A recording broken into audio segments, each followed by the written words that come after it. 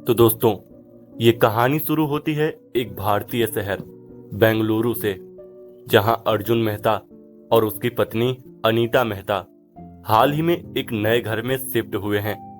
अर्जुन एक बड़ी software company में काम करता है और अनीता एक फैशन डिजाइनर है। वो दोनों अपनी नई नई शादीशुदा जिंदगी का आनंद ले रहे हैं और अपने नए घर में बेहद खुश हैं। लेकिन जल्द ही उनकी ये खुशी एक अजीबोगरीब गिफ्ट के आने से एक खौफनाक मोड़ ले लेती है। घर में शिफ्ट होने के कुछ दिन बाद एक शाम जब अर्जुन ऑफिस से घर लौटता है तो दरवाजे के सामने एक पैकेज पड़ा मिलता है। अनीता पैकेज उठाकर कहती है, ये किसने भेजा होगा? हमने तो किसी से कुछ मंगवाया नहीं। वो दोनों उत्सुकता से पैकेज खोलते हैं तो उसमें एक छोटा सा शीशे का उल्लू और एक संदेश होता है। उसमें लिखा होता है कि पुरानी यादें कभी नहीं मरती। अर्जुन संदेश पढ़ते ही चौंक जाता है, लेकिन वो अनीता से कुछ नहीं कहता और हंसते हुए उसे इग्नोर कर देता है। अनीता उल्लू को घर के सजावट के तौर पर रख देती है, लेकिन तभी अर्जुन के चेहरे पर एक अजीब चिंता की झलक दिखती है जो अनीता नहीं देख पाती। अगले दिन अर्जुन ऑफिस में अपने काम में व्यस्त होता है।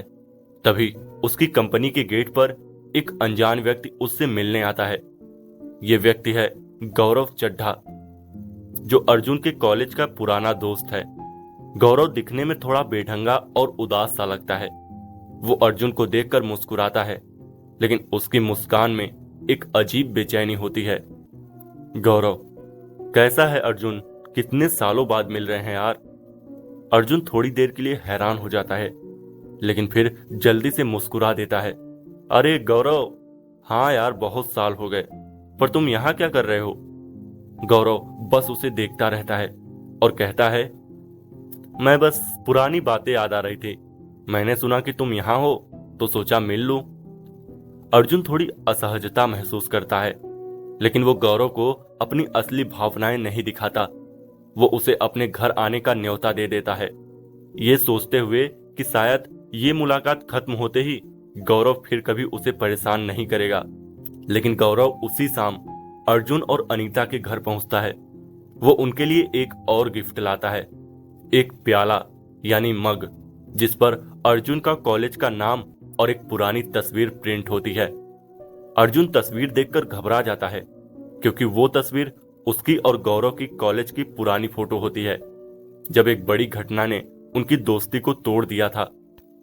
अनीता उत्सुकता से पूछती है, अर्जुन, ये तस्वीर कब की है? तुमने मुझे कभी इसके बारे में नहीं बताया। अर्जुन हड़बड़ा कर कहता है, कुछ नहीं, बस पुराने दिनों की बात है। गौरव की आंखों में एक अजीब सी चमक आ जाती है।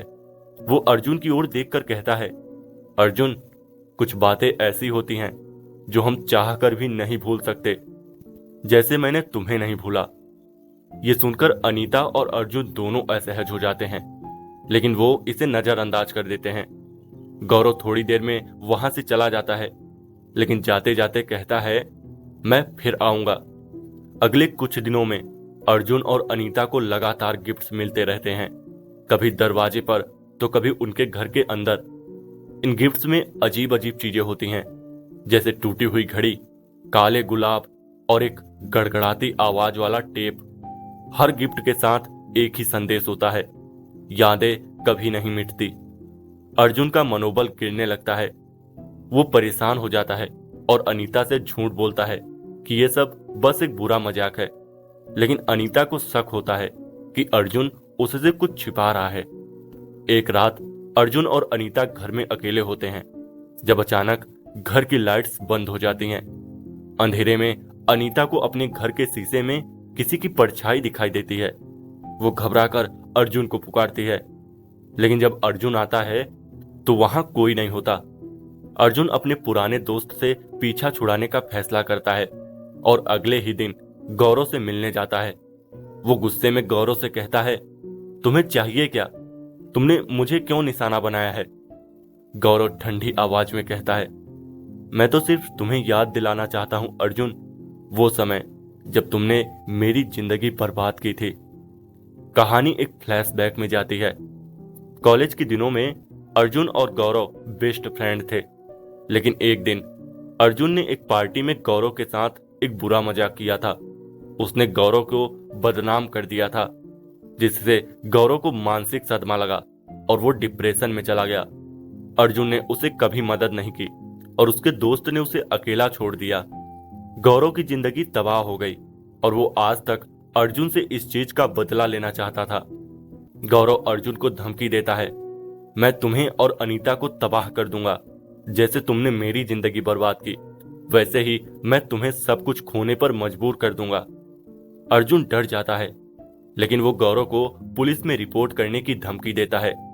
लेकिन गौरव बस हंसता है और कहता है, पुलिस तुम्हारी मदद नहीं कर पाएगी अर्जुन। जो मैंने शुरू किया है वो तुम्हारे खत्म होने पर ही रुकेगा।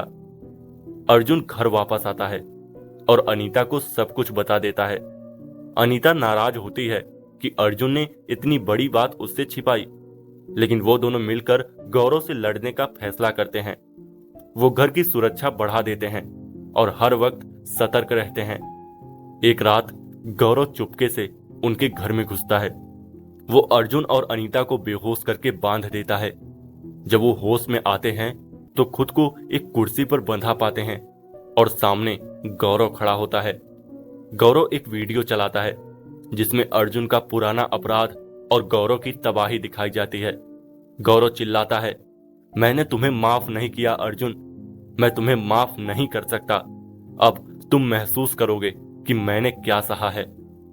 गौरव अर्जुन को मारने की धमकी देता है, लेकिन अनीता अचानक अपनी रस्सियां तोड़कर उठ जाती है और गौरव पर हमला कर देती है। दोनों में लड़ाई होती है और अनीता किसी तरह गौरव को नीचे गिरा देती है। गौरव हार मानने को तैयार नहीं है, लेकिन तभी वहां पुलिस आ जाती है, क्योंकि अनीता पहले ही अर्जुन के मोबाइल से आपातकालीन नंबर डायल कर चुकी थी।